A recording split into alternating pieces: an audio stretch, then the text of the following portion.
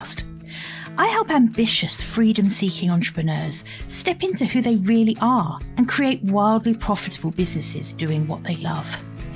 Rewild Your Business on the Stoned Fruit Roll.Up is a 6-part documentary.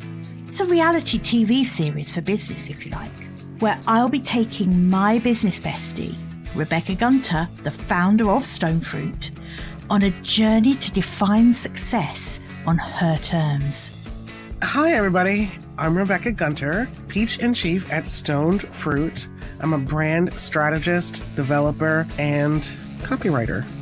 I want her to start regenerating time and energy for herself. And we're going to do that by rewilding her business, by cutting away what doesn't belong to allow what does to thrive. The biggest challenge in my business right now is how freaking overcomplicated it is. No one knows what to buy from me, and I need someone to help me clear the forest and help me replant the seeds that actually have a functionality and a purpose. So over the next 6 weeks, we'll be deconstructing the idea that there's only one right way to do business. And my goal is that by the end of the series, Rebecca will be crystal clear and completely confident, owning her own unique ecosystem.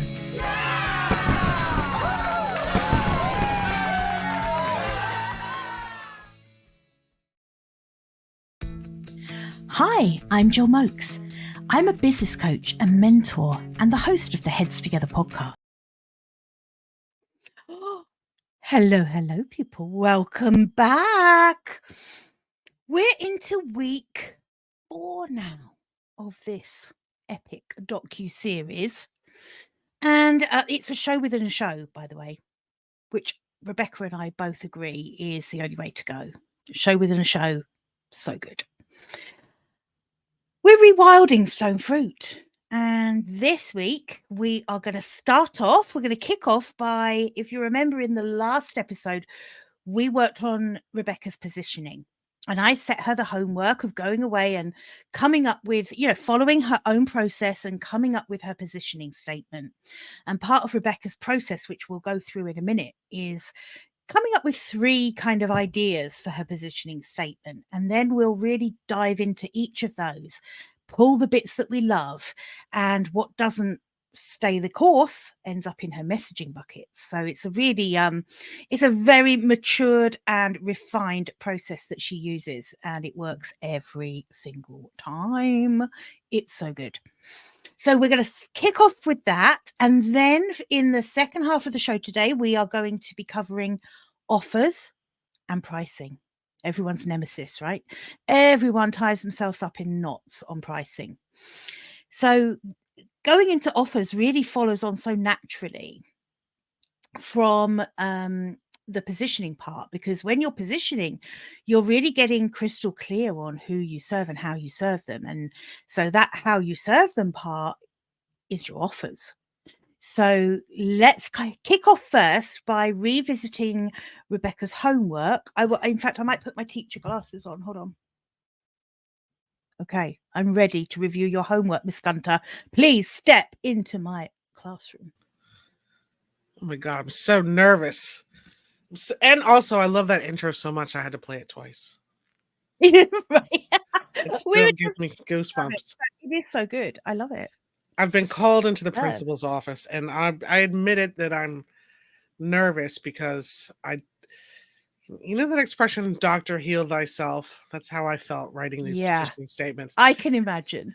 I need an adult. I need an adult. I need somebody to help me frame this out and give myself some perspective, which is odd, I think, Jilly, because this whole journey, this rewilding journey, this kind of 6-part taking, all of this time out of working in your business and on your business, this is meant to be a solo retreat in your design. Talk to us a little bit about that and how to kind of help someone who's crawling through the glass without any kind of validation or confirmation.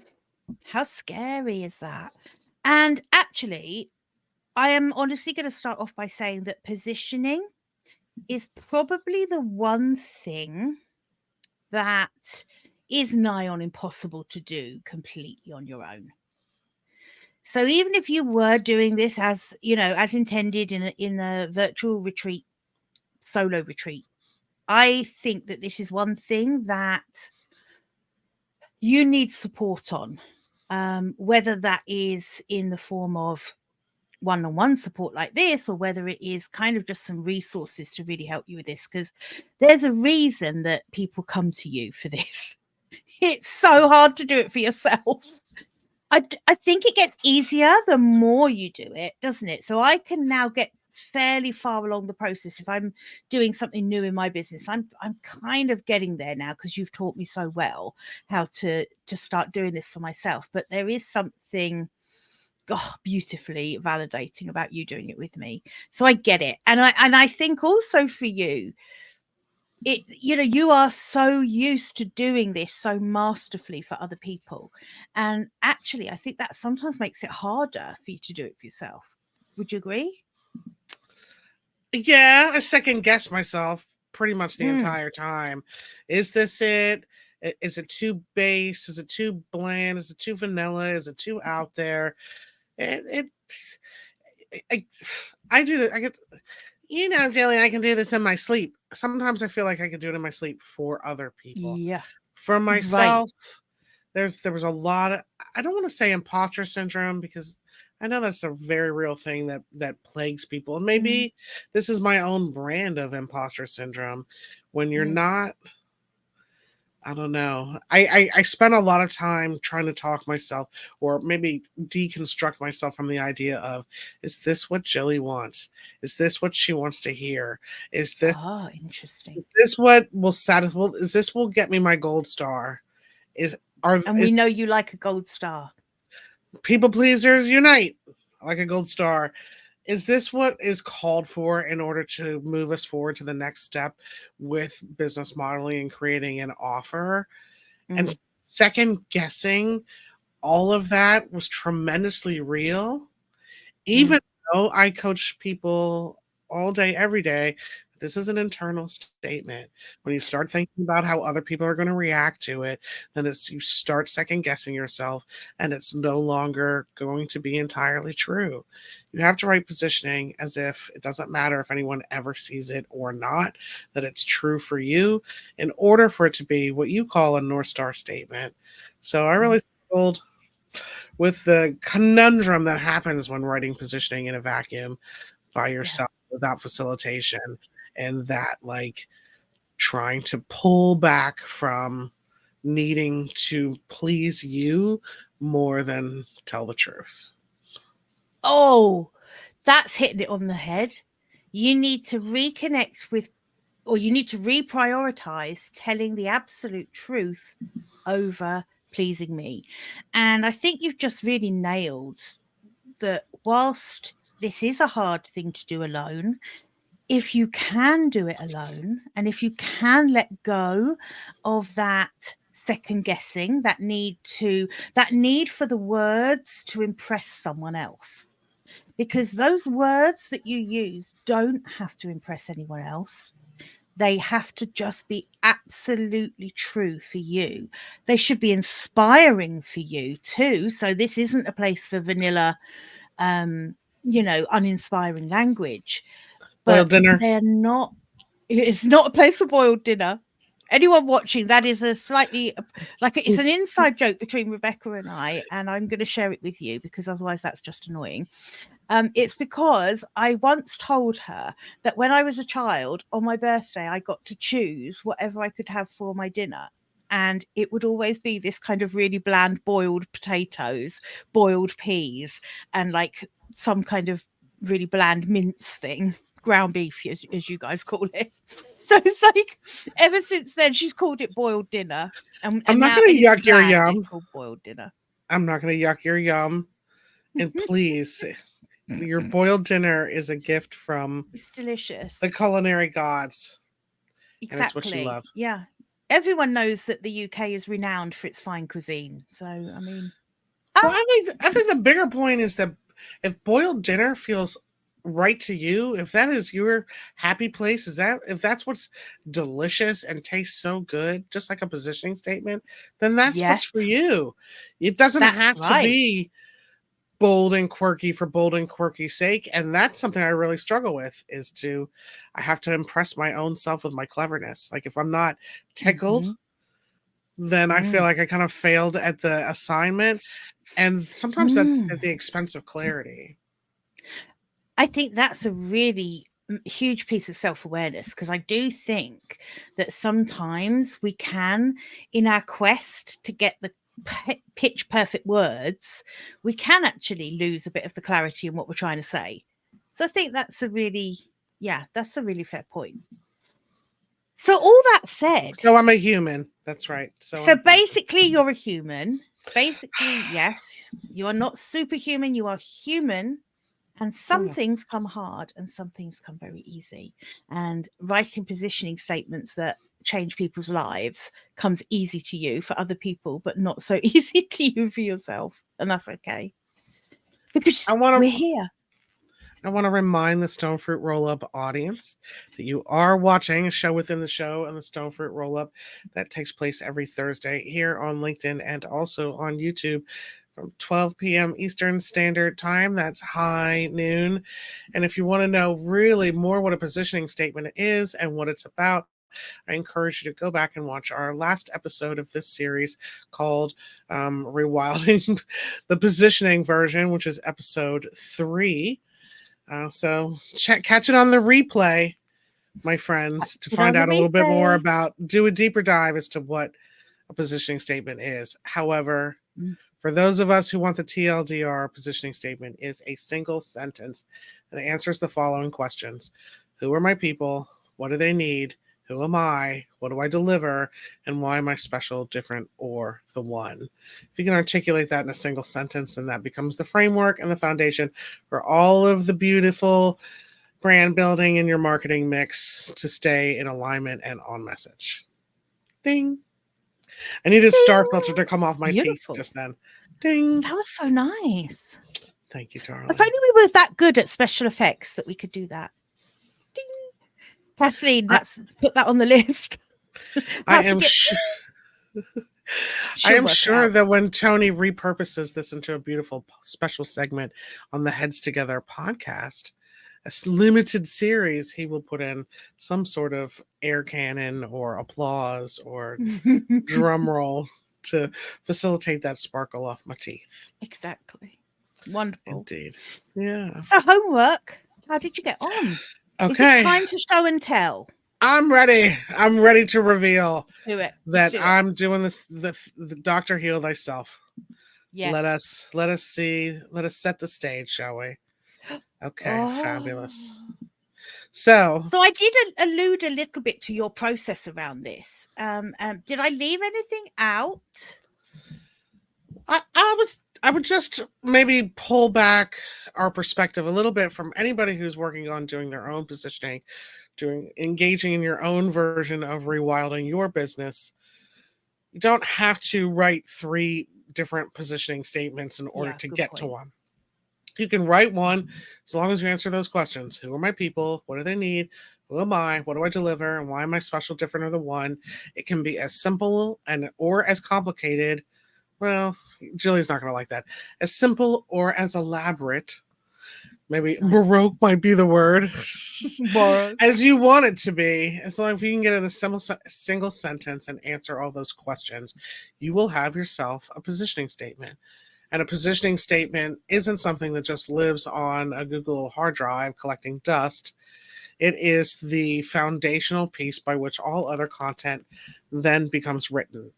So, for example, if I'm writing a piece of sales marketing copy for whatever reason, a landing page, a website, a nurture sequence, a sales email, a description for YouTube, no matter what it is, I start by putting the positioning statement at the very top of the document and the messaging.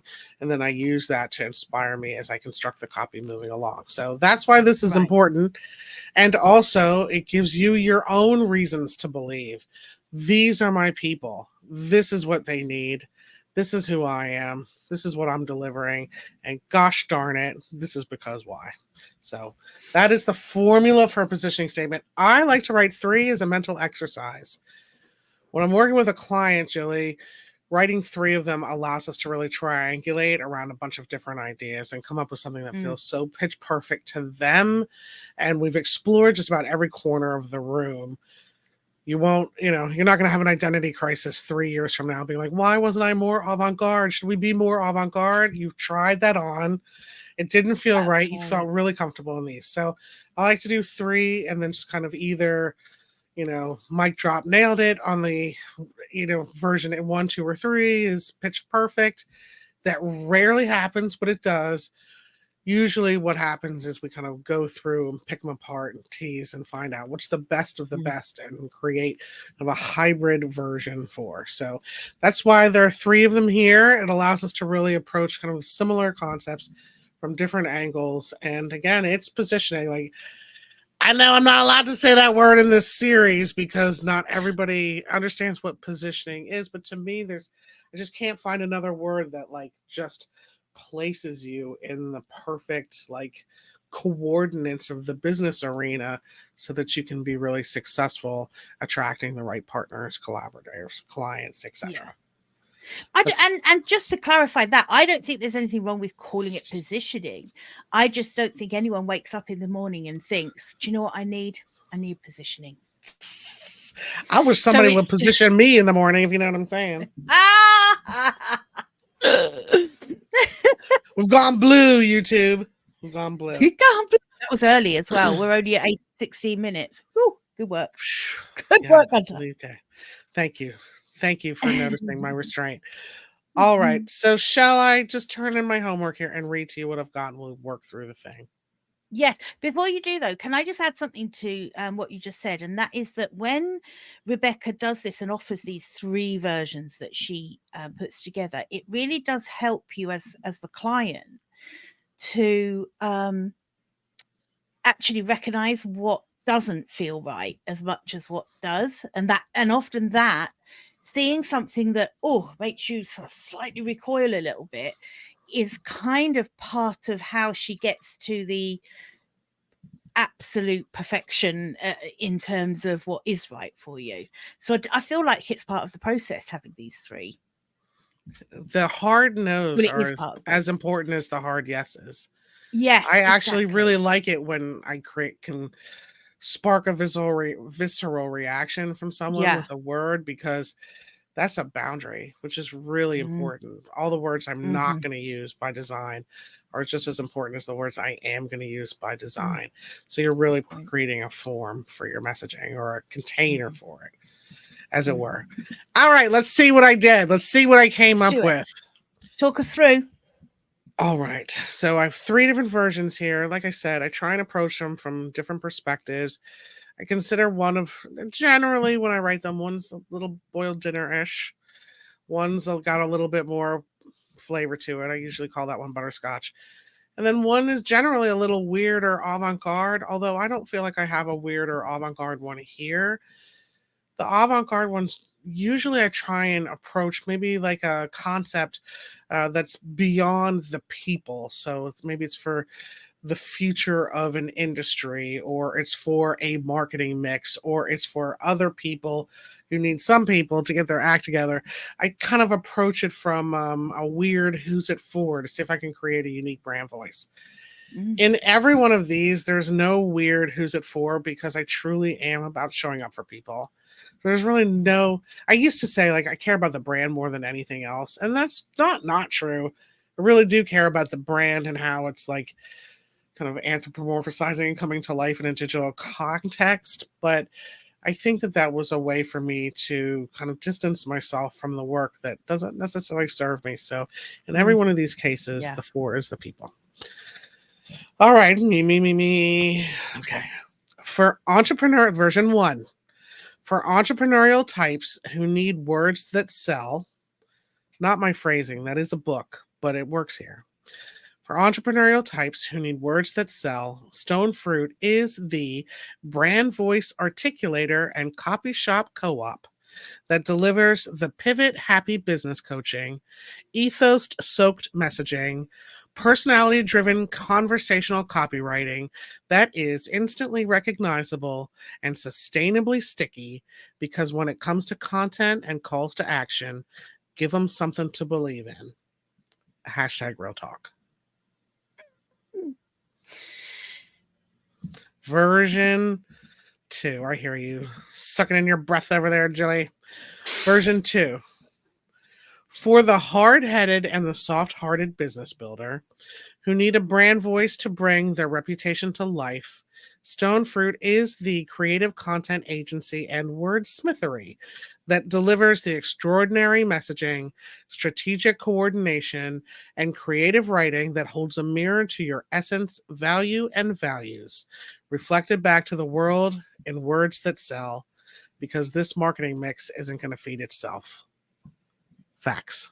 That one feels a little cold to me in a way.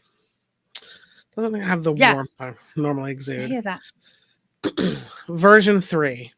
For reputation builders, stigma smashers, and innovative idea factories who need to brand their business ventures and feed a robust and real marketing mix, Stoned Fruit is the creative agency and entrepreneurial activator that delivers one-on-one brand and business coaching, messaging articulation, and wordsmithed world building that embraces a magnetized to monetize mindset and co-creates converting copy and compelling content that feels both ambitious and oh so you, because it is. God, now I'm wavering. You always waver after I read them out loud. I always waver. I know. You think you know it. You're like, that is it. That is it right there. When you only read it and then I read it out loud and you change your mind. So true. So, viewers, as you can see, there's a little kind of exchange over on the right there, which is where I reviewed this just this afternoon and put on here my knee-jerk reaction, which was, wow, version 1 is a mic drop. Like, because I really felt like there was some bits in the brand voice articulator. I felt there was some good phrases in there. And Rebecca's answer was hashtag vanilla version, hashtag boiled dinner. So I didn't say it was a bad thing. And maybe this is what this calls for, because I have overcomplicated and I have tripped over my own narcissistic need to be insanely clever and compelling at the expense of clarity. And I don't really have an offer. So perhaps the boiled dinner is the nutrition this business needs. And I can stop being such a pompous copywriter who has to impress you with my alliteration. I think versions 1 and 3 are going to merge like some beautiful mythical creature and produce the positioning statement to end all positioning statements. I mean, the magnetized to monetize mindset, mama. I mean, you've got to have that. Right, you've got to have that. I mean... There's not many bits I like in version 2. I don't like hard-headed. Well, so version 2, I don't like hard-headed, soft-hearted. I mean, my clients are stubborn. Yeah, true. They are stubborn. Yeah, you don't work with kind of women who aren't absolutely committed to their cause, their goal. True. No shrinking violets on my roster. Nah, that doesn't mean that they're closed-minded. It doesn't mean that they're obtuse. It doesn't mean that they're shut down to new ideas. But they're definitely there's some tough cookies. But I agree with you. The version 2, I kept trying to soften. It felt so clinical. It felt masculine, cold, a little not dark, but like when I read it back, it felt aggressively masculine, I guess. It does actually. And even that because this marketing mix isn't going to feed itself. It's like kind of like a Kathleen 2 was my favorite. She don't play. Here's the thing. This is the really interesting thing, isn't it? Is that it doesn't matter what it means to me, and it doesn't matter what it means to Kathleen. It matters what it means to you, and it matters whether you feel that that is the absolute truth that sums up who you serve, how you serve them, etc. And I don't think. I mean, there is a truth for me there that this marketing mix isn't going to feed itself, because that's really the essence of why people come to, like, at the end of the day, what would success look to you like to you? I would have the right words and a robust marketing mix that somebody was feeding, and it wasn't me. Or so if we go down to version 3, scroll down a little, and to that because it is. That's the most rebellious because only I've ever written. Because it is. And it mentions feed a robust and real marketing mix. It does. I put that in there twice. A couple things showed up twice. Because it is so strong. I love version 3, but there's a couple of bits of version 1 I don't want to lose either. So this is where we go through this cutting, slicing, dicing, and moving around. Do you know what I always want us to have when we do this bit? You know, a cocktail? Yes, a cocktail, but also, you know, that Tom Cruise film. What's the Tom Cruise film where the screen, it's like set in the future, and this screen comes up and he's moving things around? Minority Report. Yes, I want that to do this. Good work. Ding, ding, ding. Yeah. Yeah, I need my high-tech gloves. I would imagine that my co-host on the Stream Leader Report with Ross Brand, Rob Greenlee, already knows what gloves are in production. So if you want to put your finger on the pulse of technology, check out the Stream Leader Report every Thursday, 1:30 Eastern Standard Time. Nice. Just saying. The Stone Fruit YouTube. Okay, so let's green, yellow, and red our asses off. Quick like a bunny. Okay. Are you looking to me to start? Yes. Okay, you're gonna. So let's think about all of the 4s, and let's leave this for a moment. Let's kind of. Fair enough. That is where we start. All the 4s. Yeah. So all of your 4s are for the people. So we know that already. So which of these 4s really hits for you? It only has to mean it for you. Who you are for. I guess I'm gonna strike for hard-headed and soft-hearted.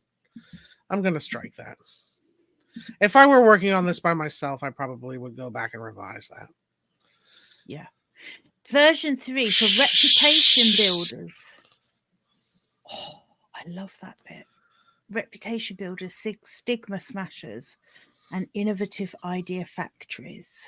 Oh, I really love that. It doesn't say business, but it does very, very soon after that. And if the choice is between entrepreneurial types and reputation builders, stigma smashers, and innovative idea factories, I think that's no contest. Me too. Agree. I think that's in. I agree. Because, I mean, honestly, that is what it's about. The visibility of building a reputation. I do believe that brand is your reputation brought to life in words, actions, and images. So if you're building that, the stigma smashers really is around the disruptive piece that I love so much. And all of my clients are idea factories. So it's like core business, branch, book, mastermind, retreat, podcast, live show. Right. If you're not an idea factory and you're just like chugging along on one singular, like isolated business model, I'll probably get bored quickly. Yeah, I think so too.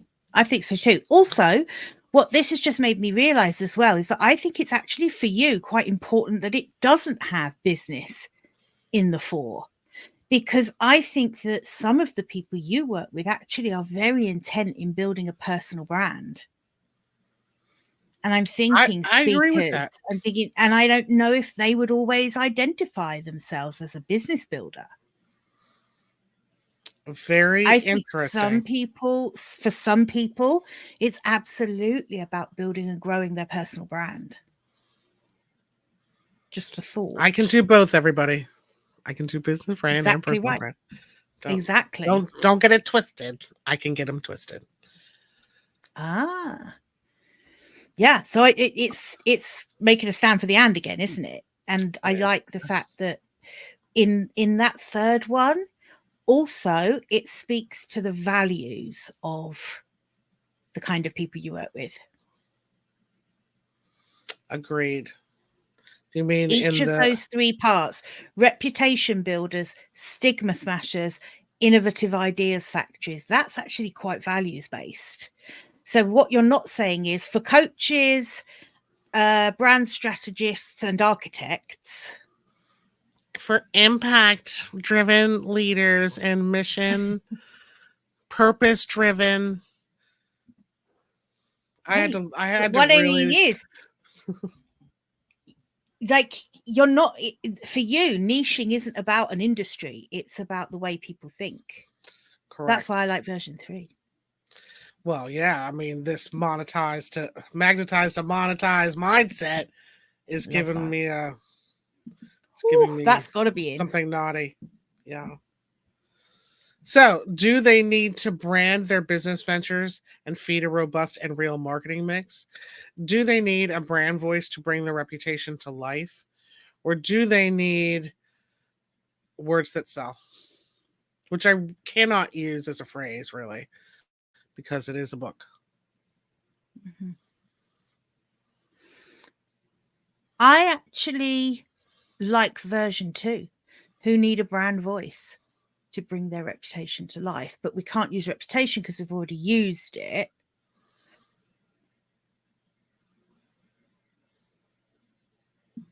Having a brand voice that's consistently you and consistently aligned with your brand values is one of the things that I believe people struggle with the most when it comes to brand and marketing.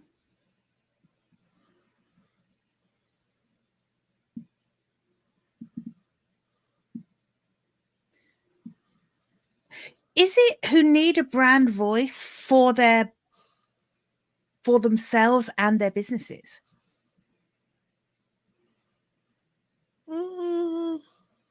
Okay. I should really be doing version 4 here. I'm just kind of editing within. Yeah, that's okay. This isn't for a client. This is for you. Remember? Exactly. For reputation builders who need. Oh, we got 2 who needs. Thank you. You're welcome. Oh, and we've got a 2 after brand voice. An erroneous 2. Thank you.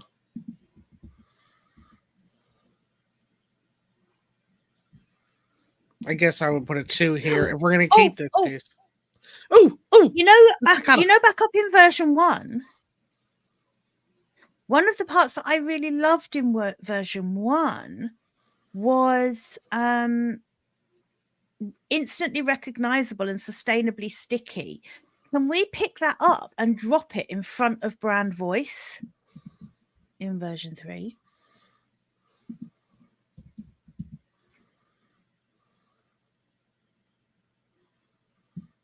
Now this piece is questionable. Yeah, I'd take that out. Because that's what they need. Oh, it's the brand voice is what they need. Well, that is truly what I'm doing, is creating a brand voice, which is why I said I used to just say that I cared about the brand more than I did about the people, which is not true. Because it really is about making a brand voice. How I write for you versus how I write for Donna, the world's most approachable CPA, versus how I write for Tony, delivering spinning things into audio gold, versus how I write for JT, who Jennifer Thornton, who has a beautiful, like, inspirational pick 'em up academic slant with with the heart of gold kind of thing. So these Yeah. brand voices are different, and I am creating them, and I'm hoping that they're adoptable, that other people can channel. And instantly recognizable and sustainably sticky. Both of those are Which I true. love. I love You that. you I know my actually writing now like this. adore that. I'm like this. I really do. Sustainably sticky pudding. Mm. I really love those top two lines now. Okay. So All right. now what is So, stone fruit? yeah, are we a creative agency and entrepreneurial activator? Are we the creative content agency and wordsmithery? Are we the brand voice articulator and copy shop co-op?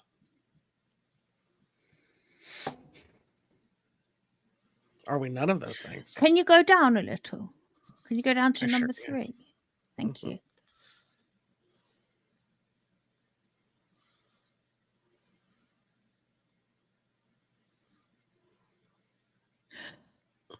I don't think okay, so when you say entrepreneurial activator, what do you mean by that? What does that mean to you? I mean that we're. I guess that if the business coaching is working, it's going to activate your marketing. It's going to activate your entrepreneurial energy. It's going to ramp things up. So think of an activator like you would as if you're putting it in, laundry or a chemical process, or it's the spark that kind of gets the ignition and the momentum really churning out. So that's really what I mean. I would like that to go first. So I think for me, if I were choosing, it would be Stoned Fruit is the entrepreneurial activator and creative content agency. Which is a hybrid of anyone following at home, because there's creative content agencies up here. Exactly. Yeah. Yeah. Okay. Okay. Well, now I don't know if we deliver brand and business coaching because we have brand up here. Coaching. Just take out brand and business. You don't need to over-explain that. Yes. Oh, coaching, messaging, articulation, and wordsmithed. I don't like wordsmithed world building. It's a mouthful, but I do think that world building is a big part of it. Tell me more about that. Who are the characters in the storytelling? What's the setting? What's the, take Stone Fruit as an example within itself. Like, oh, well, we all have Jilly and Kathleen and Tony and Paul and Ross, and here are all the characters, and here's the arena we play in, and there's just kind of like things that are canon, and those are our colors. Just kind of building this world in which we play in the business arena. That sounded weird. I don't know. I'm taking it really from a content creation standpoint of world building, but I certainly see it's a mouthful at the least. Here I am tripping over my own cleverness. But of course, no one else has to read it. And if for you, wordsmithed world building really sums up what you think you deliver, then maybe it stays in. What do you think?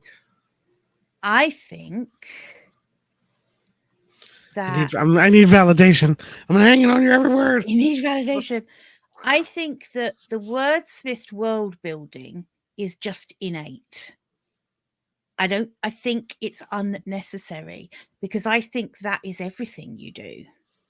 I think it's kind of take out the wordsmithed world building and there's nothing underneath that. But it isn't. I'm moving it to messaging. It doesn't mean anything in terms of what you deliver as a business. I hope that made sense. Well, I mean, it kind of does a little bit. I'll just argue for it a little bit. Yeah. Kill your darlings. Like, it's fine. But, yeah, the blog post connected to the social media post, the social media connected to the website's connected to the newsletter's connected to, like, there is a construction of building this world of content. And that is branded.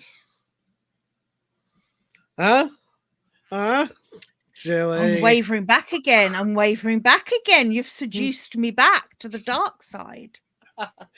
There's a better way of articulating it, but it is. Yeah, I don't I want to. hate I the really don't want to say complexity of the two ecosystem. words together. I hate it. Okay. Well, what should go? But Wordsmith it's not my or world positioning. building?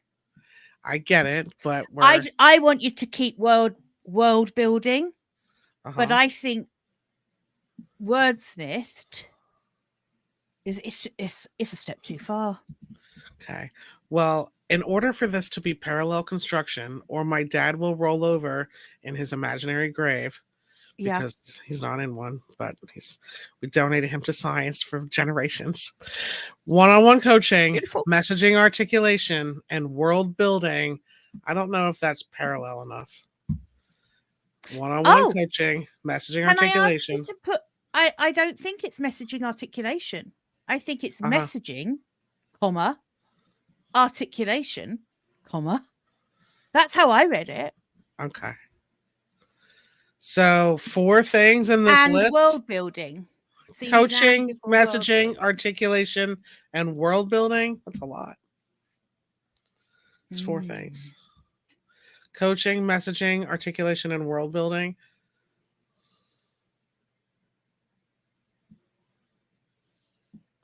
Drum roll. Take out articulation.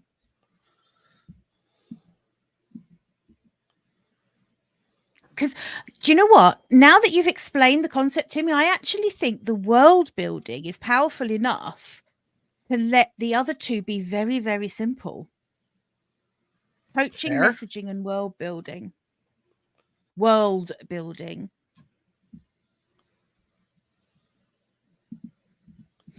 And going back to how this is a private document that has to just mean something to you, I don't think that dilutes it at all by taking out articulation. We could put it in. Just play with me. This is how positioning works. We could put it in. I know it's too many 3s. Tony, don't at me. The rule of 3, but entrepreneurial activator, brand voice articulator, and creative content agency. It could go up here. Maybe too much. Ooh. I love when you get ooey. I like that. I want that to stay in. I love when you get ooey and also gooey. Oh yeah. Ooh. I like it. Sticky. Yes. That's good. Yes. I like that. Tony wants us to know that coming in from Silver Spring. Thank you for the comments. Let's say hi to the comments. Kathleen from Canada. Tony from Silver Spring. He says she delivers the experience of finally knowing yourself. And I think that's that's really true and not in here. And then he also shares, now y'all, there would be world building in Star Wars, not positioning. Interesting. Yeah. But like I say, that it means something to you. That world building, I think, is quite important for you in terms of what you deliver. And the reason I'm kind of coming back to that, and I'm now making a stand for that to stay in, is because I know we're going to start talking in a minute about offers.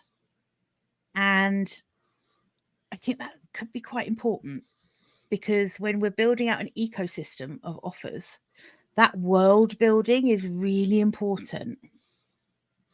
And I would say, in defense of world building, Tony, while it seems as if you're pointing to a fictional universe that's been being created by, writers and designers and a brand is also, in a way, kind of a fictional entity. It kind of is a creative universe.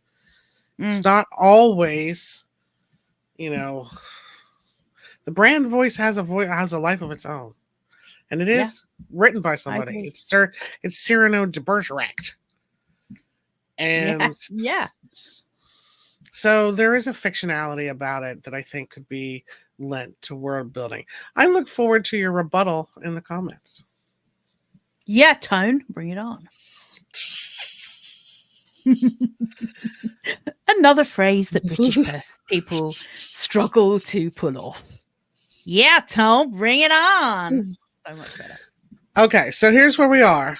For reputation builders, stigma smashers, and innovative idea factories who need an instantly recognizable and sustainably sticky brand voice for themselves and for their business. Now, I don't think we need brand voice articulator, actually. Stoned Fruit is the entrepreneurial activator, brand voice articulator, and creative content agency. You're right. I think we have that twice. Take out. But Yeah, to we don't need to Tony's point of guiding you through so you see yourself for the first, so you really know yourself, maybe for the first time. That's not showing up here. The entrepreneur therapy piece is not showing up here. So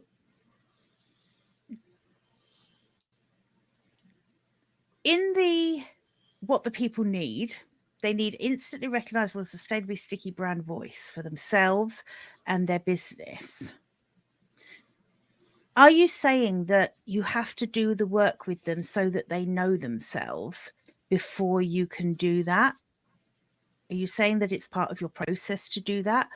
Or is needing to know themselves something that you would see people coming to Stoned Fruit for? I think there's a difference. That is very interesting. And remembering, we're not Because I positioning actually Rebecca think Gunter. it's just part of, no, we're positioning Stoned Fruit. And I think that the getting to know themselves is actually just, it's a byproduct of working with Stoned Fruit. And only for some of the offers that Stoned Fruit will offer. For the majority of offers, and so try and separate what Rebecca Gunter does from what Stoned Fruit does. Stoned Fruit, as an entrepreneurial activator and creative content agency, some people might even push back and say, is Stoned Fruit an entrepreneurial activator? I'm going to say genuinely just the question. I'm going to say yes to that, in the vision of a huge amount of collaboration. Yes. Teaching, networking, dare I say community building. There's a ton of like, oh, Jilly, you have a coaching package. I have a positioning package. Let's come together and just be an activator within the entrepreneurial arena and put that offer out there. I like that. So I'm for how proactive, I know I'm using the word active twice, but I'm for how proactive it is. That it's got a lot of just agency behind it. And then the agency piece, which Zach says nobody likes agencies anymore. It's tired. But to me, the real meaning of the word agency is having the empowerment to do the thing. So I like the word agency, frankly. I like the word agency too in this for Stoned Fruit. Maybe these two words need to be flipped, though. Creative content agency and entrepreneurial activator. Maybe they do need to be flipped. I don't think so. Okay.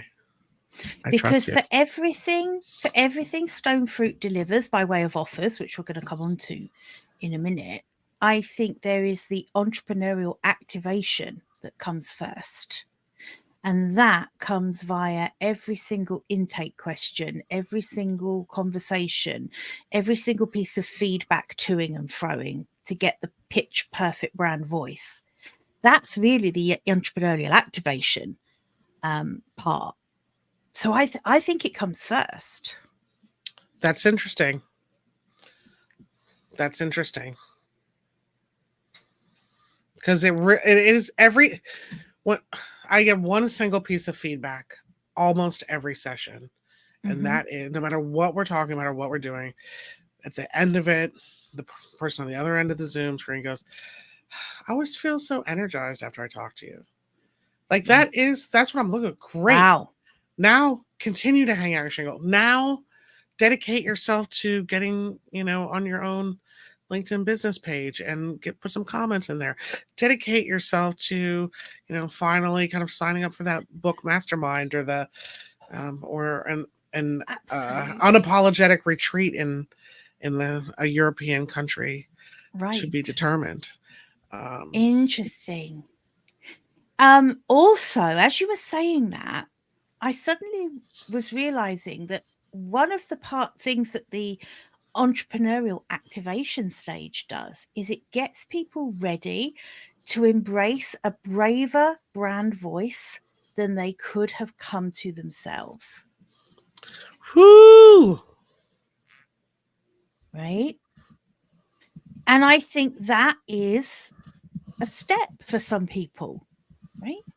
If they were happy to just kind of have a mediocre, uninspiring brand voice that they could just write themselves, brilliant, do that. But if you want to actually be noticed, if you want marketing that's actually going to lead to sales, you're going to have to harness a bit of courage here and work with Stoned Fruit to get to a point of bravery to adopt this new brand voice that you are investing in having created for you.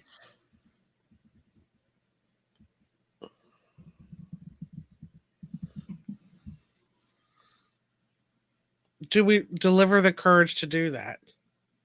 To internalize coaching. Oh, I don't know what that means. Embrace, empower. I don't know. I love what you said, and that's not really inherently in here.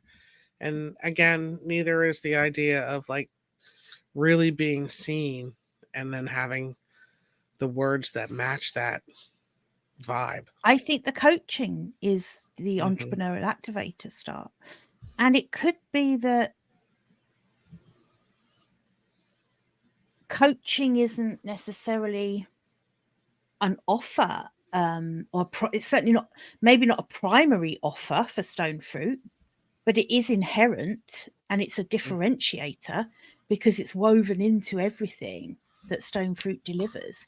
And that's why Stoned Fruit actually, you can't not. And it's woven into every offer that Stoned Fruit has, because it's that without that entrepreneurial activation part, which is the coaching, you can't get to the right brand voice. And the client, even if you do get to the right brand voice, the client isn't in a place of bravery to accept it and embrace it. Because I know what happens when people go to a copywriting agency, let's say, as an example, and they simply say, I need copy. I need a sales page, right? I need a sales page. Great example. One of two things is going to happen. There's going to be a brand voice that is pretty mediocre and could be them, could be anyone, and that will not be an effective sales page. Or it's going to be brave, unique, powerful copy that the client, because they didn't get that activation part, that coaching part, that client will not use that copy. And I will guarantee they will go home, they will change it, they will mediocreize it so that it comes back into their comfort zone. They won't, without the support from a business like Stoned Fruit, who understands the full psychology of what it takes to embrace a new brand voice, they won't use it. They just won't use the copy. That is 100%. Both of those are lose scenarios. That is 100% true, and it breaks my heart. Right. If I wrote copy for you, and I see it never got implemented, it breaks my heart, because I know that it would really help you help you give your people something to believe in, and they desperately need something to believe in. Mm-hmm. They have to believe you. Part of the job of Stoned Fruit in terms of offers and delivery is weaving that entrepreneurial activation piece into everything Stoned Fruit sells. So for me, when we're building out the offers, I think that's going to be an incredibly important part. What do we need to add to this offer so that this copy gets used, so that this client gets the full fat benefit from having this brand voice? I have goosebumps even thinking about talking about it this way. Because that's a complete differentiator as well. Because most I believe most copy agencies or content creation agencies would not see it through that lens. They would simply see it, and this isn't a criticism necessarily, because I think it's what we kind of always strive to excel at our thing. So if you're a creative copywriter, your goal is for your copy to be exquisite. You possibly won't go deep enough to understand that your true goal should be for your copy to be used by the client and for that copy to get the client the results they want from buying that copy. And those are two really different things. That's a brilliant You could point. create the best copy in the world, and if the client doesn't use it, it's actually worthless. Actually worthless. Agreed. Now you have me really back in here in this positioning statement, because I don't know that energy is in here. Even the third one. Okay. So I still love for reputation builders, stigma smashers, and innovative idea factories who need an instantly recognizable and sustainably sticky brand voice for themselves and their businesses, because that is what they need. Also, they know that's what they want. Oh my God. Let's remember that. That's been my struggle. Let's remember that. They know they want a brand voice. They want something that's distinctive, that stands out as them, that represents their reputation, that represents them as a change maker, a stigma smasher, a thought leader. You know, that they want the brand voice that does that for them. They want the words. They want the tone. Me too. They want the wordsmithery. The tone. Right? So I still think that that's really, really valid. But they also need, that's the want, they need the entrepreneurial activation part. So that's they need. I was going to say it's my favorite part, but that's not really true. They need the courage.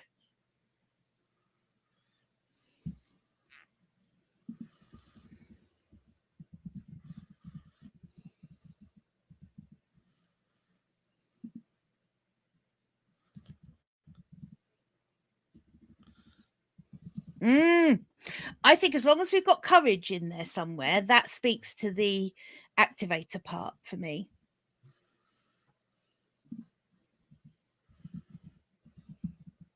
Oops.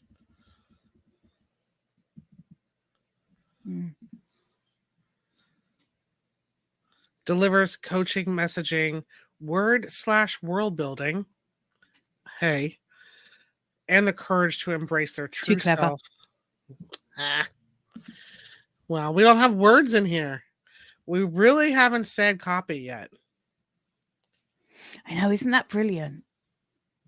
We literally haven't, but we have said creative content agency. We have said that, yeah, because my God, the opportunities afoot with just everybody in our posse of partners. Also, I think as we build out the office suite, I don't know that all of them are going to be simply about providing copy. Agreed. Lots of them will, but yeah. Coaching, messaging, world building, and the courage to embrace their true, and the courage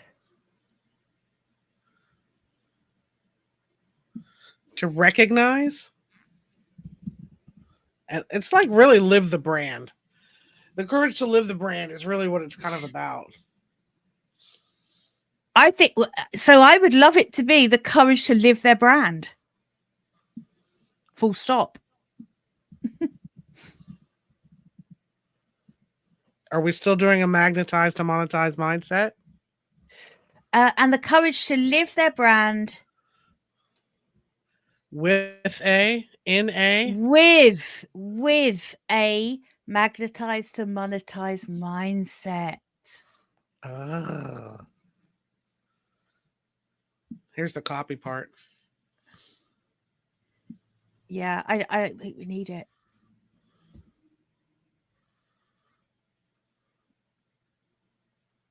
It's positioning, it's internal. You know it's copy. Oh, yes, this is it.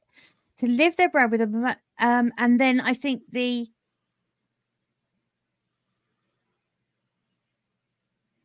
if it delivers coaching, messaging,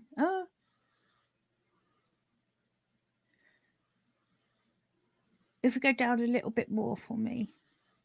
Yeah.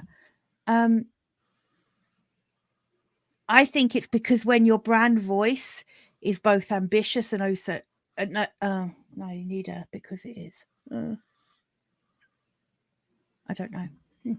Well, let's play up here. Yeah. This is viable. This is viable. This is Halloween.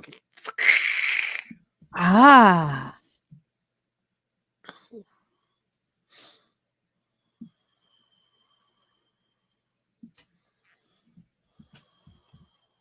don't know if we need this OSOU anymore.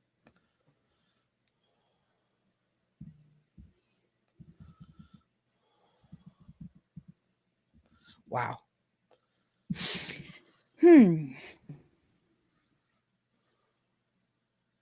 I think that drops to messaging. How far? That feels oh so you because it is. Okay. I think that's messaging. And I really liked. And then delivers.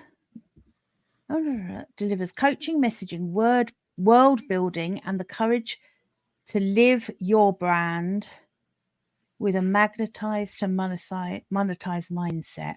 Because when it comes to content and calls to action,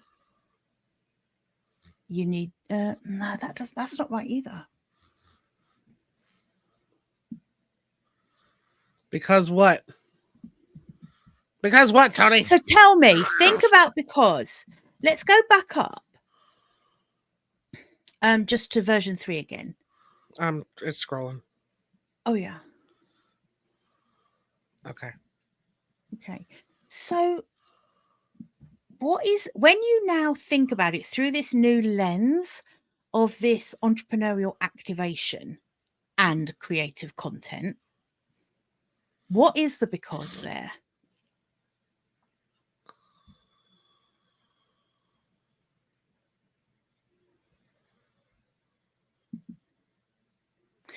I want to come back to that words that sell and almost not use that, but just that concept of, so could the because be something like, because the words that are you are the words that sell, or just like something.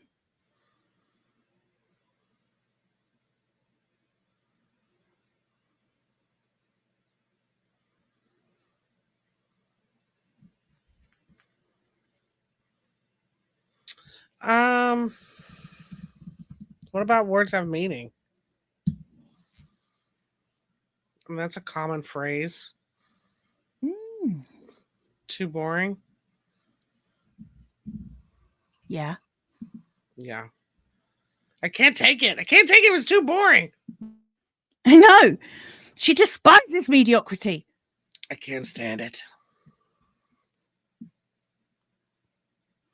So because why?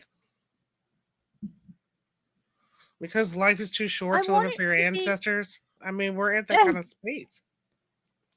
No.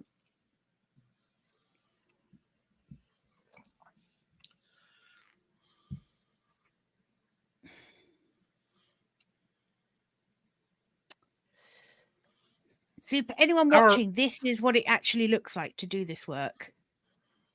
You have to have time and space to kind of like get it till it feels right. It's not finding perfection in the words. It's a feeling, isn't it? When it's right. That's such a good reminder. It's such a good reminder. Our previous because only was because no brand deserves to be boring. That was our previous one. And that was really focusing on for the brand itself.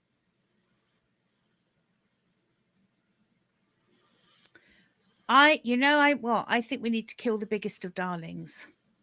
I think magnetized to monetize mindset has to come out and go into messaging.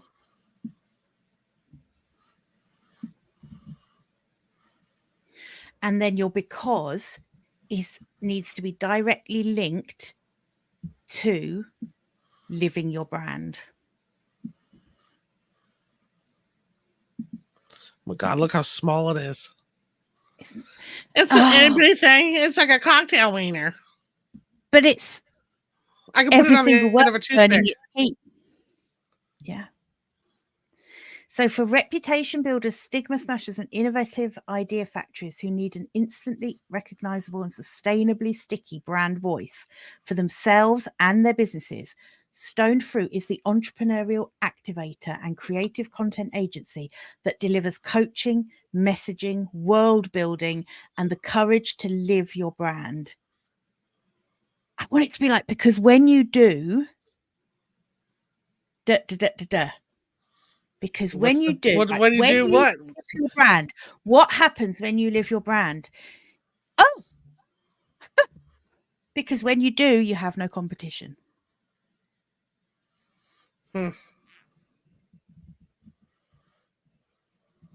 Try that on for size.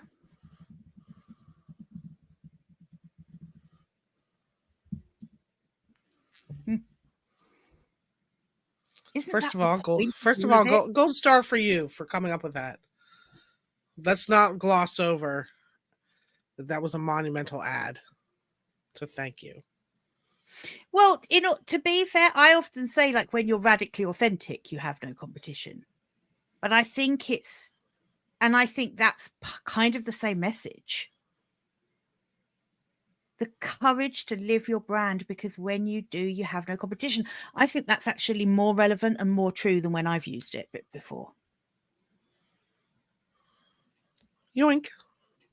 That's me stealing your words. Like a thief in the night. Yoink. I've done it to you about 1 million times, so I think it's probably owed. Stoned Fruit. Oh God. See, for me, that's a feeling. Because when you have the courage to adopt that brand voice that you've just invested in working with Stoned Fruit to create, then you use that and have the courage to live your brand. That's when you have no competition. Because you are so uniquely your voice, your words, your messaging. Let's take it one step further. And then what happens when you don't have competition? Okay, good. I like that. Courage to live your brand, because when you do, you have no competition. Just think about it. And just beyond, you have no competition. What happens? What is life like for reputation builders, stigma smashers, and innovative idea factories if they have no competition? Well, oh God. I mean, to be honest with you, when those people have no competition, look out. Because the world changes. When those people are so liberated and courageous and have found that level of uniqueness to their voice that they have no competition, they are limitless. They're unstoppable. And they don't stop until the world changes.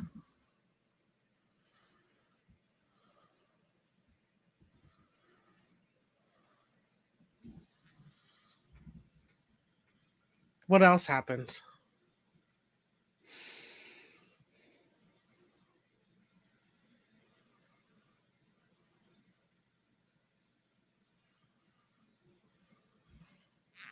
They take it from the known to the unknown. Yeah, that's exactly right.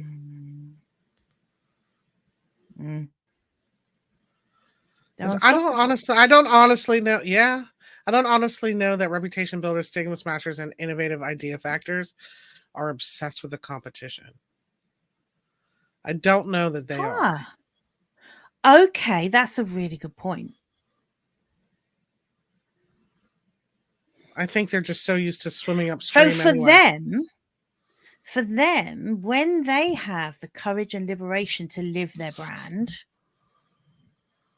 what does it feel like to them? Because I'm thinking, oh, you know, as a coach, just the more I become radically authentic in my brand voice, the less competition I have, for sure. And that is really important to me. But for those people, what's really important to them is to be the change. Huh.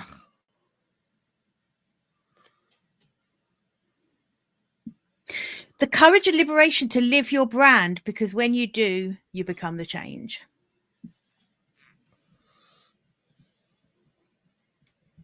Or you can be the change.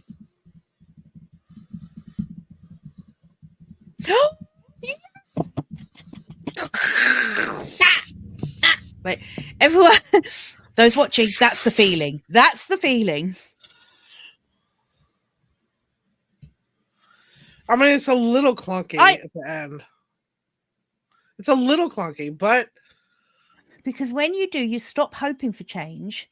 I don't like you actually become it. I think it's you stop hoping for change and become it. oh.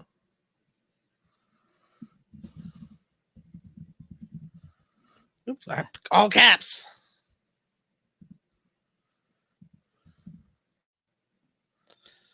It's something along, you know, that first, like, if you yeah, stop talking about it but be about it, that kind of thing. Yeah.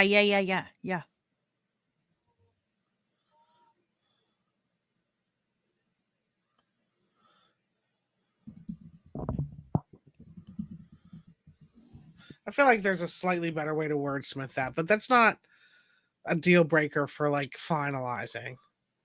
That's just a little polish, I think. I really like that because only to stand on its own. That you could use it as a tagline. So the tagline would be, because when you live your brand, you stop hoping for change and become the change. I still prefer become it. Nice. There's something wonderful about the becoming part. I mean, it's metamorphosizing. Kathleen is on the edge of her seat in the producer's chair. Let's see what she has to say. She's getting shivers. She's giving us kisses and 100s. I think it's more about being comfortable with who you are and showing up. Right. That, you know, to me, Jilly, it's about sovereignty. Like living the courage and the liberation to live the brand is about sovereignty. Doing anything you want on your own terms, regardless of pushback or naysayers or imposter syndrome or second guessing. It's just like almost when Neo becomes the Matrix and he's all like wop, wop, wop, wop. There's just something so, I mean, I know empowering is such a cheesy word, but when you can become, the courage to be, it's more than live the brand. You just really become you're the truest version of yourself. And that sounds so cheap. Not cheap, cheesy. I don't think it does at all, because I think that is exactly what Stone Fruit activates in people. And this comes back to the differentiator between using Stone Fruit and going to any copywriting agency that will just give you some words. Fair point. So I think that's actually really important.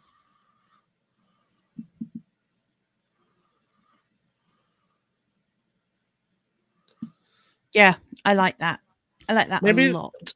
Maybe there isn't stop hoping for change, because when you do, because that's the only way to become it. Maybe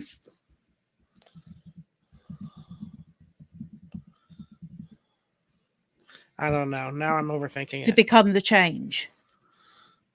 Become it doesn't make sense there now. It doesn't make sense at all. Let's go back. You're Go over back. tinkering now. Overdo it. You're right.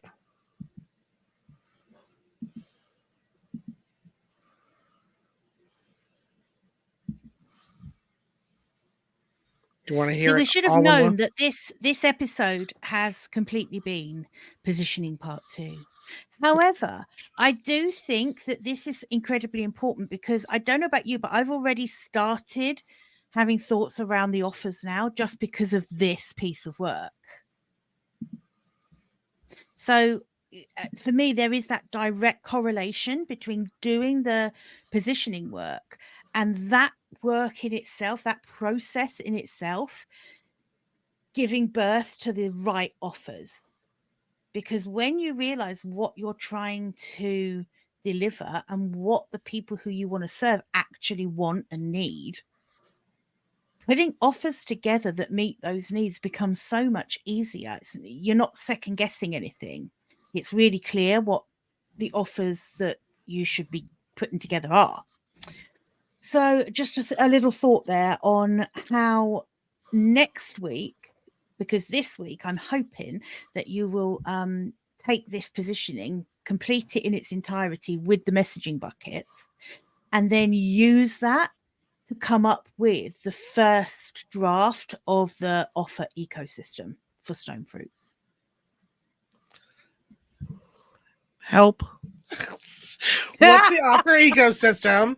How do I articulate an offer? Give me a little bit of prep and the Roll.Up audience at home as to how should I be formatting it? How do I get that gold star? How are you going to get that gold star is you're going to start, as always, with everything we do in our businesses with the who.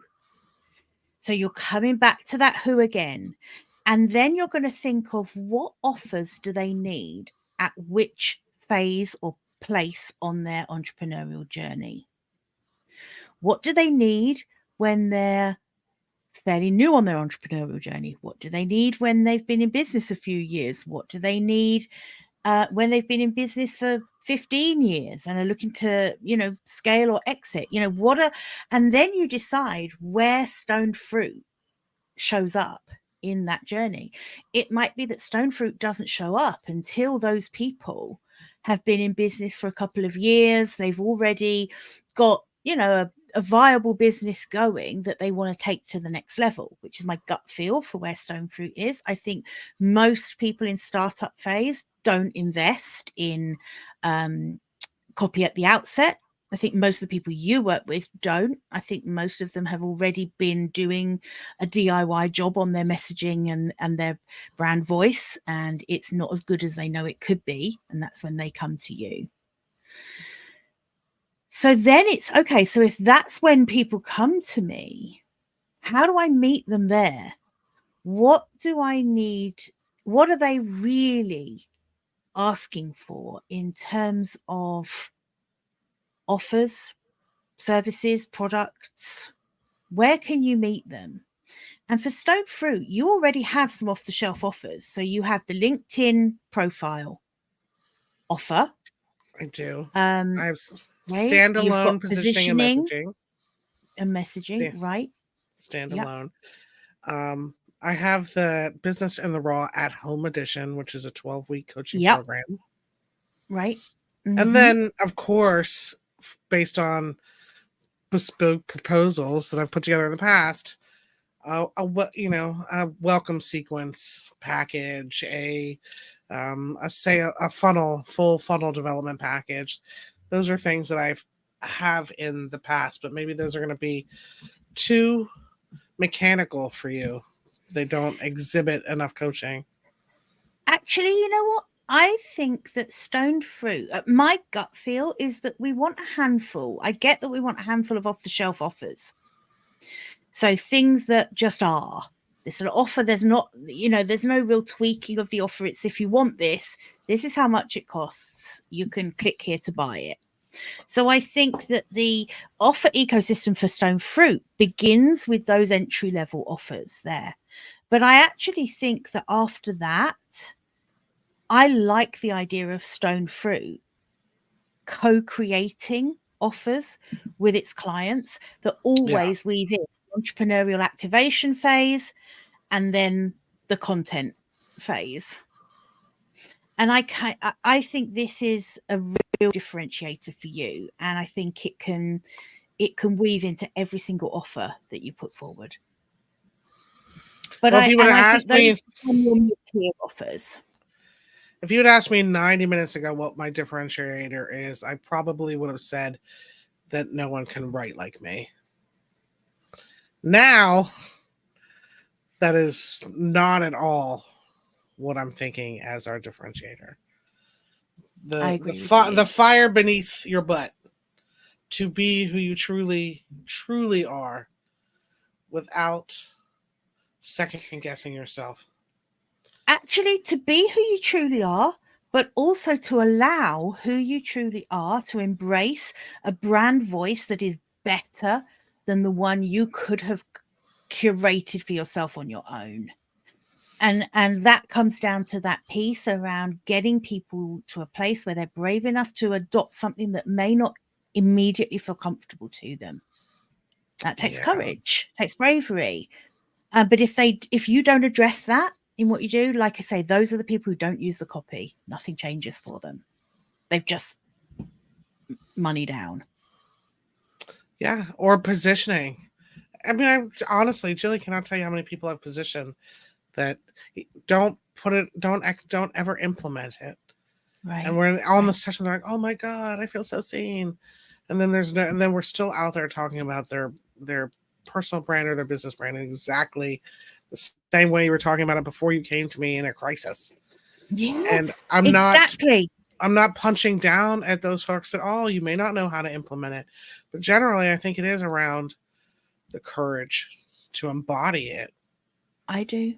I really do. And particularly someone who is and or sees themselves as a change maker, a stigma smasher, those people are coming to you because your copy is so out there at times. It is so compelling, it's so different, it's so unique. But that means that those people might need to even dig into more courage to really embrace that and get comfortable with that level of brand uniqueness in their voice.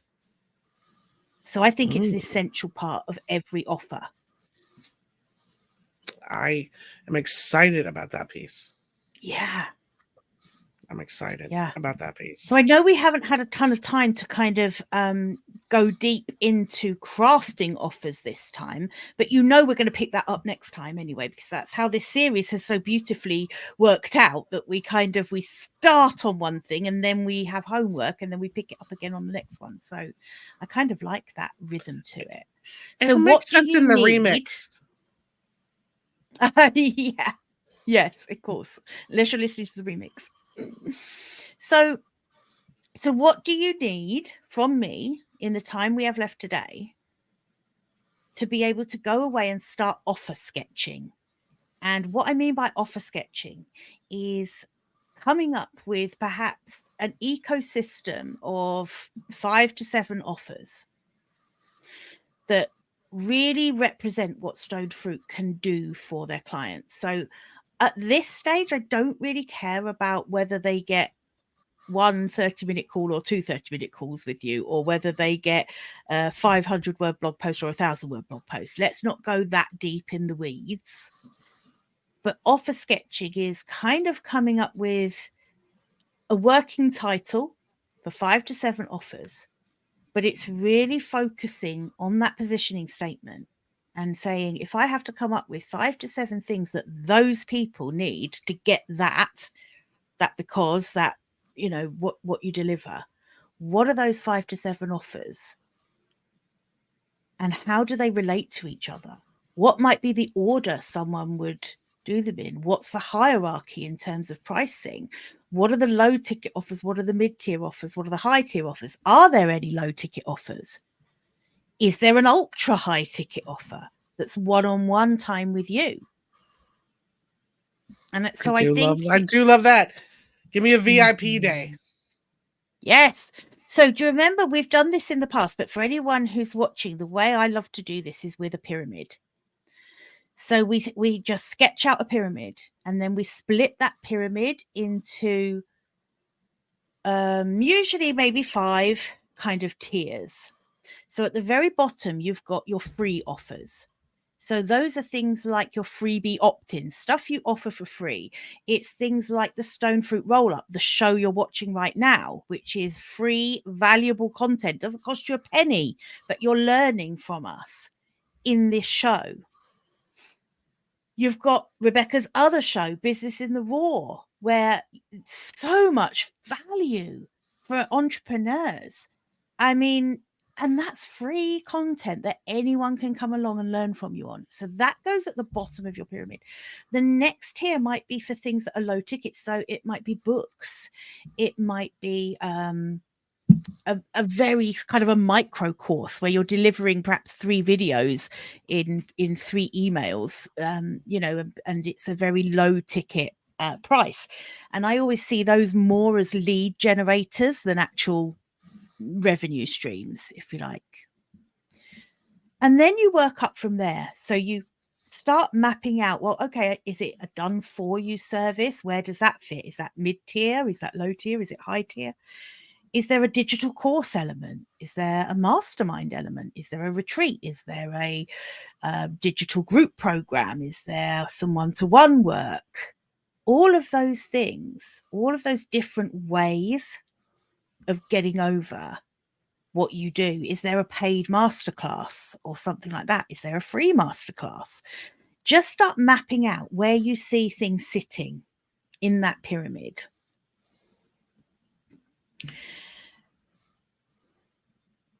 And in terms of pricing, I always just keep it pretty simple. I want you to think about where you want to start. So some people don't entertain low ticket offers. So and a low ticket offer to me is anything below $2,000. Okay. So some people say that's not low ticket, right?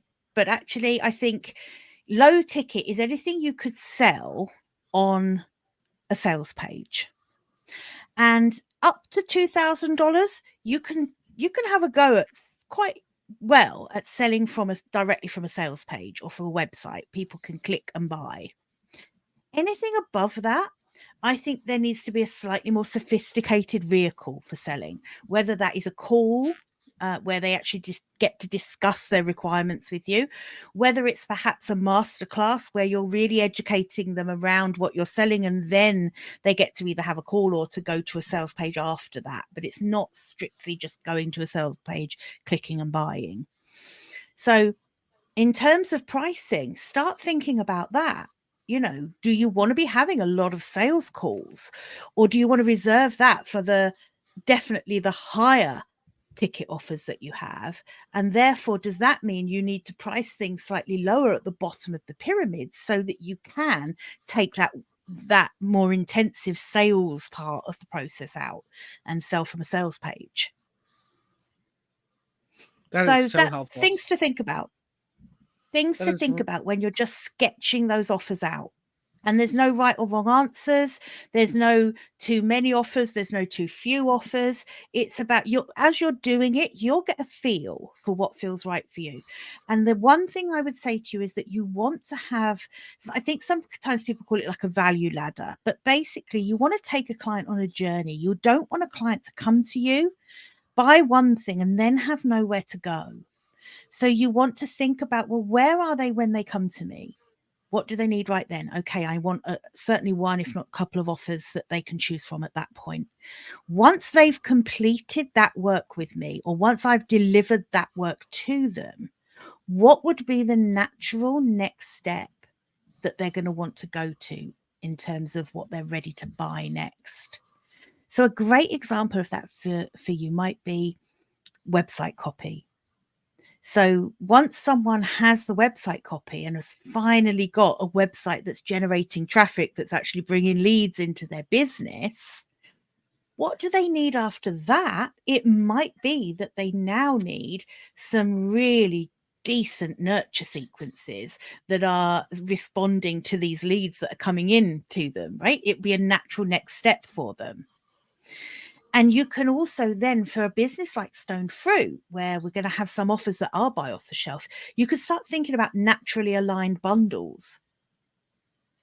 So a beautiful sell on website copy would be, you compare that with your nurture sequence for new people joining your email list, because that idea that you bundle those together gives them even more confidence in buying the website copy, because straight away they're saying, oh, so once I have the website copy, I'm going to need this because I'm going to be getting more inquiries. Okay, that makes sense. Then I definitely need that website copy because I want to be the person that needs the email sequences.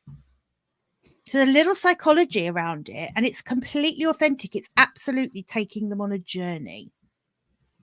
Once they've got that and they've now been utilizing that copy because you did the work with them to be brave enough to utilize that copy, then what comes next after that? Maybe now they feel more confident to create higher ticket offers themselves. So maybe there's some sales page copy that needs writing, or maybe it's that thought process, right? It's that thought process. When someone comes to me, what do they want? Then what do they want? Then what do they want? What's the natural alignment of offers? It's kind of the enlightened brand in a way. Yeah, It's just it putting it absolutely against is. the map of a customer journey. That's right.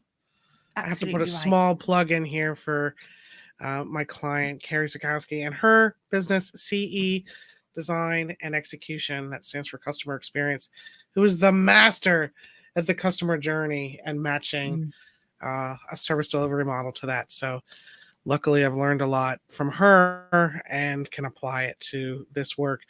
Again, Dr. Heal Thyself. Yeah. Jilly! Okay. Whew. That was a lot. I know. That was a lot. That positioning is getting so tight now. I love it, first of all. Well, I Ah, think it needs, I think now that I can go away and sleep on it and figure out kind of what pieces need to be tweaked and polished. Tony texted me to tell me that there's a big question in the chat. So this must be super important. ooh, okay. How do we actually get Rebecca so she doesn't need to be on calls all of the time and getting nothing for them? Well, Are you on calls all the time and getting nothing for them? Yeah, yes. Who are you on calls with? Yes. I mean, girl, I put the free and freelance. Like, I'm always wanting to help somebody move things along. And I don't feel like the call is that I'm getting nothing for them. I'm in my own way by not having an offer to put them into. I'm in my own way by not, closing that deal. I'm in my own way by not nurturing them, on my email list or personal outreach or whatever. I'm the one who lets the canoe go off the waterfall. That's right. And then You it's have like, the complete... why am I off the waterfall? Like, so you have the complete opposite problem to most people. Most people have the offer. They just can't get on enough calls with enough of the right people. You are getting on calls, but you're not making the right offer. 100% correct. 100% correct. Most people would kill to have that problem rather than the one they have. Well, let's not kill anything other than bad vibes. True. Good question, Tony. And Good thank you for Tony. always being such a amazing participant here in the Stoned Fruit Roll-Up every Thursday, yes, 12 indeed. Eastern Standard Time, 9 a.m. California time, West Coast time. What is it in England for you? What's the time that this in England? Well, this week, normally we are 5 hours ahead. This week we're only 4 hours ahead. As from next week, we're 5 hours ahead. So from next week, 5 p.m. as usual. I need to start integrating that into our promotions. I've been a bad timekeeper, so thank you for clarifying it. Much appreciated. Jilly, I did not give you much chance to promote yourself, but gosh darn it. Wow. That's not why I'm here, woman. Well, I hear you, but gosh darn it, where can people find you? Please come see my sparkly website at gillmoakes.com. Gill is with a G, and it's pronounced Gill, not Gill. So come see me here. Yep, that is my website. You can see on the top right there, there's a vision and goals workbook bundle, which doesn't really do it justice, that title. So if you would like that, go ahead, click on that. That will take you through quite a bit of stuff that is very foundational for your business. Also come and check me out on the Heads Together podcast. Thank you. We are now on, can you actually believe I'm on episode 85? That's bananas. It's bananas. 85. I was there on day one. I just have to say it. Yes, you were. Yes, you were. So yeah, that's where you will find me week in, week out. And yeah, come and check out. And see Jilly, connect with her on LinkedIn. Don't forget to ring that little bell. Ding, ding, ding. Ring the bell, everybody. Ring the bell. Jilly has great LinkedIn content. If there's ever going to be a thing as great LinkedIn content, it is 100% Jilly. So get in there and connect with her on that way. Do. And I really love, as long as you're not going to send me a message saying, no, buy my thing. Talking in the messages, I kicked you out. I kicked you out.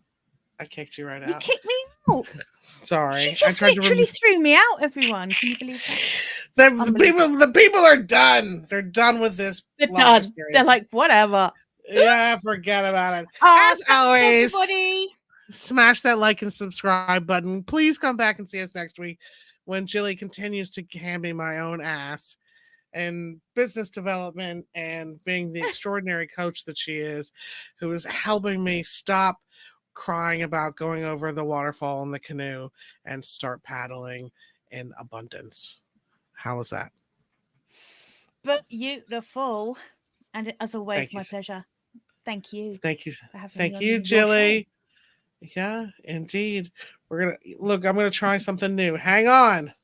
What happens when I play our music out? Play our music out.